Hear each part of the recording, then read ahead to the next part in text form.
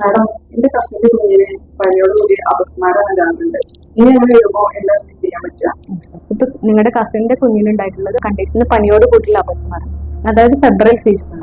സാധാരണ febrile Caesar 6 മാസം മുതൽ 6 വയസ്സ് വരെയുള്ള കുഞ്ഞുങ്ങൾക്കാണ് കാണപ്പെടുന്നത്. പനിയുടെ പീക്ക് സമയത്ത് കുഞ്ഞുങ്ങൾക്ക് പെട്ടെന്ന് അപസ്മാരം പോലെ കാണും. അപ്പൊ ഇങ്ങനെ കാണുമ്പോൾ എന്തൊക്കെയാണ് പാരന്റ്സ് ചെയ്യേണ്ടത്?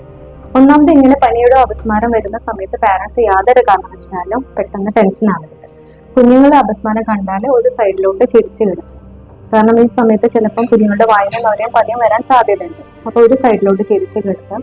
യാതൊരു കാരണവശാലും ആ സമയത്ത് കുഞ്ഞുങ്ങൾക്ക് വെള്ളമോ മറ്റു കാര്യങ്ങളോ ഒന്നും വായിൽ കൊടുക്കരുത്. പിന്നെ ഈ ഫിറ്റ്സ് സ്റ്റാർട്ട് ചെയ്ത സമയം നമ്മൾ നോട്ട് ചെയ്യണം. കാരണം സാധാരണ പനിയോട് കൂടിയുള്ള അപസ്മാരം 5 മിനിറ്റിൽ താഴെ നിൽക്കും. പനിയോട് കൂടിയുള്ള അപസ്മാരം അത് നിന്ന് കഴിഞ്ഞാലും നമുക്ക് ഇവാലുവേഷൻ ആവശ്യമാണ്. അപ്പൊ ഇത് മാറിക്കഴിഞ്ഞാൽ കുഞ്ഞിനെ ഹോസ്പിറ്റലോ ഡോക്ടറുടെ കൊണ്ട് കാണിക്കണം. 5 മിനിറ്റിന് മേലെ പനിയോട് കൂടിയുള്ള അപസ്മാരം നിൽക്കുന്നുണ്ടെങ്കിൽ പെട്ടെന്ന് തന്നെ നമ്മൾ ഹോസ്പിറ്റലിൽ എത്തണം.